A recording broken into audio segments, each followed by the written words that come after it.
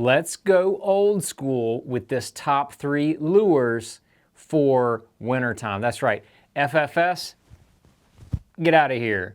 We're not talking about FFS. We're talking about just going old school fishing in the wintertime. My top 3 choices. I'm gonna actually give you a 1, 2, 3A and 3B, and then I'll explain. So number 1 probably is not what you think it would be for me. In the wintertime, probably my first bait that I'm gonna pick up is a drop shot.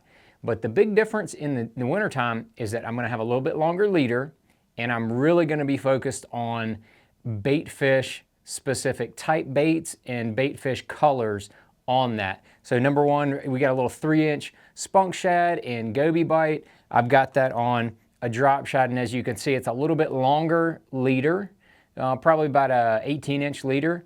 I want that bait to be up off the bottom. Those fish are focused on looking for shad that are having a tough time, let's say, with the cold temperatures. That's kind of what their optimal meal is, a lazy meal to where they can kind of like ease over there, slurp it in.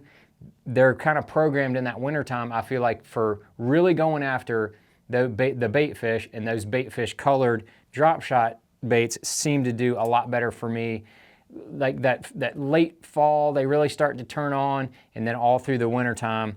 Like I said, that goby bite. Now you might want to go with, if it's slightly off-colored water, you might want to go with like a full full frosted purple, something brighter white. That is the way to go. The hook I'm using right there is that tournament grade wire stinger. It is threaded on there. I'm not going to be around a lot of brush typically in the wintertime. I'm going to be focused on those areas that have the bait fish. And then I'm gonna be you'll see them either on the surface or idling around with your traditional 2D sonar. See, getting those bait fish areas, that's where I'm gonna be concentrating on the points, on the deeper drop-offs, things like that. Around deeper docks is another great place to fish a drop shot in the wintertime. Those docks that are, depending on your lake now, 15 to 25 feet deep, those are really good places. Nothing crazy about the leader. I always do my FC Sniper typically is my leader, about 20 feet long, and 8 pound is kind of a good standard to go to. If you got really, really clear water or things get really, really tough, maybe you drop down to 7 or 6 on that leader, and then 12 pound AMZ is what I've got on here on this reel. And of course, the Cashin Icon drop shot rod. It's the perfect choice for a drop shot. So I'm gonna have, that's my number 1. First thing I'm gonna go to. Number 2, I've got it right here on my deck, is a jig. Now you might say, wait a minute, that's the obvious choice. You can fish a jig all year long. Yes, you can, but you better be fishing one in the wintertime. Now, the mini flip is probably my go-to that I'm gonna start with almost all year. But in the wintertime, there are some windows when that micro jig, that smaller profile jig, just outfishes about anything that you can fish. And this is the little micro football jig right here, either the 1/4 ounce or the 3/8.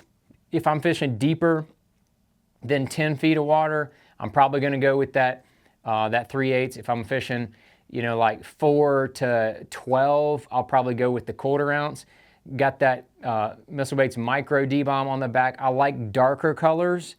You could either go with the black and blue or green pumpkin, and then I have the Superbug colored Micro D-Bomb on the back. I really like that subtle little package right there. The skirted portion of it, you're gonna fish this thing a lot like you would a shaky head, kind of dragging it on the bottom, making it short hops. But the difference is with that skirt on there, you're not gonna have so much bottom contact. You're not gonna be able to feel every little thing that you can with a shaky head. So that's the big difference. And I'm gonna probably fish that on 8 pound Sunline Sniper or whatever leader material you like to use. Again, 12 pound Sunline AMZ braid on there. And then Cashin, we actually did a micro jig rod specifically for this. Also works great for a shaky head, or you can use whatever rod you like to fish a shaky head on. This is really good. Again, around those docks and any type of rocky drop-offs, rocky banks, rocky points. that is where that micro jig really, really shines. That is one of my favorite ways to catch them in the wintertime.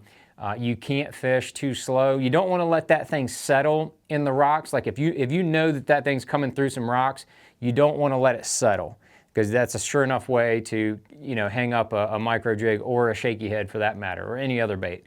Don't let it settle in those rocks. But if you know, let's say you're dragging it along a deep dock and you're gonna let it sit there, you might feel like gravel or some kind of small hard bottom. You might just leave that bait sitting there and just see how long you can take it.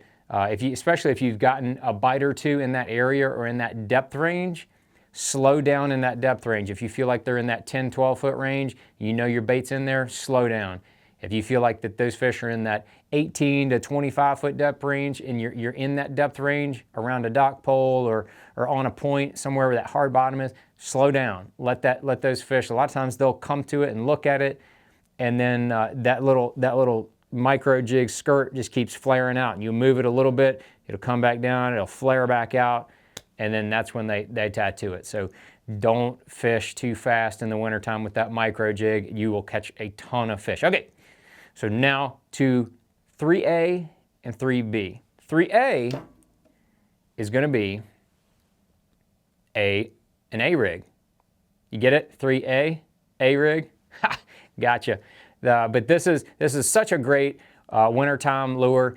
I know from back in the 2000s when the A-rig hit the scene, the umbrella rig, Paul Elias blew out that tournament down there at Lake Guntersville, put this thing on the map.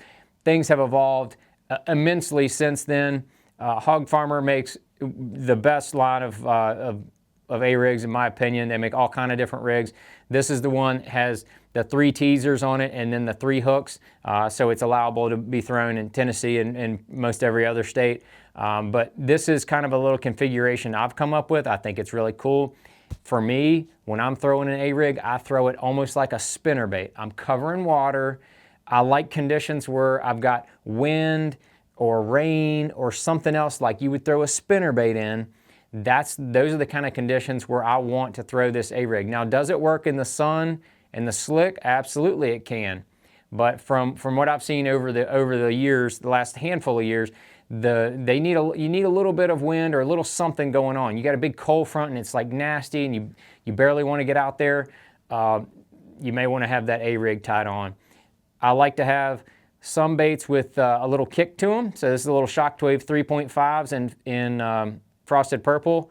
On these top 3 teasers, I've got the Spunk Shad 3.0. So like a little smaller, less resistance on the top, just kind of a little different look. And then on my middle one, I always like to have a little brighter, a little something. Now you can take just a regular Frosted Purple one and put a little chartreuse tail on it or put a little chartreuse something on it. This one is going to get hit 9 out of 10 times. This one that's a different color and it's in the middle, it's a little bit further back, that's the one when those fish are coming up from behind, they're going to grab that one first. So I like the bombshell color as a little different accent color, and you can see that that color really pops when you put it with 3 other ones, especially when you get the water with a little stain and man, that thing just really comes alive. It's a lot of fun. I throw this on fluorocarbon. I don't throw it on braid. Early on when all the A-rig stuff was kind of getting ironed out and everybody was figuring out what is best with it, I throw either 18-pound sunline shooter or 20-pound sunline shooter with that right there. I think that's a great combination. And if you need the right rod, Cashin makes a big bait rod. It's a 7-foot 10-inch rod. Absolutely perfect for that A-rig. It's got a moderate taper. It's a medium heavy, so you can fish a bigger A-rig on it. This is the mini A-rig from Hog Farmer, but I like that any size A-rig works perfect on there. So what is my 3B? My 3B is, if you say, you know what, John, I don't like the A-rig, I don't have any A-rigs, or whatever you might want to say, the old glide bait is a fantastic bait to fish in the wintertime.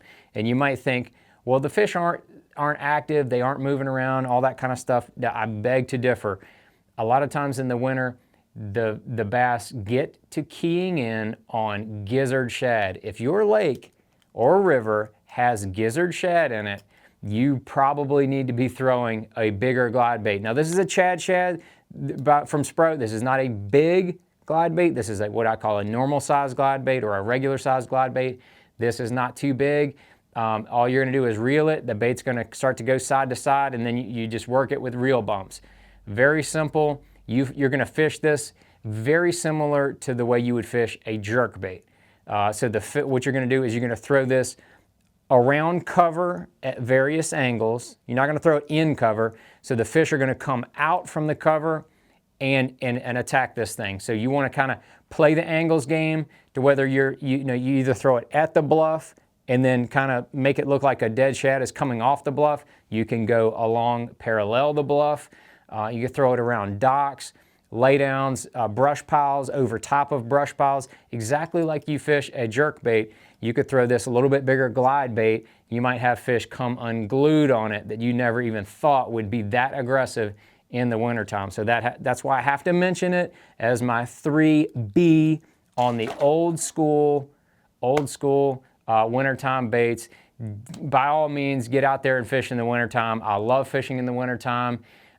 You catch a lot of big bass in the wintertime. You don't have a lot of company on the lakes in the wintertime. That's another one of my favorite reasons. Plus, it's just a fun time to get out there, bundle up. You might have to play the weather a little bit, but in the wintertime, big bass, old school is fun.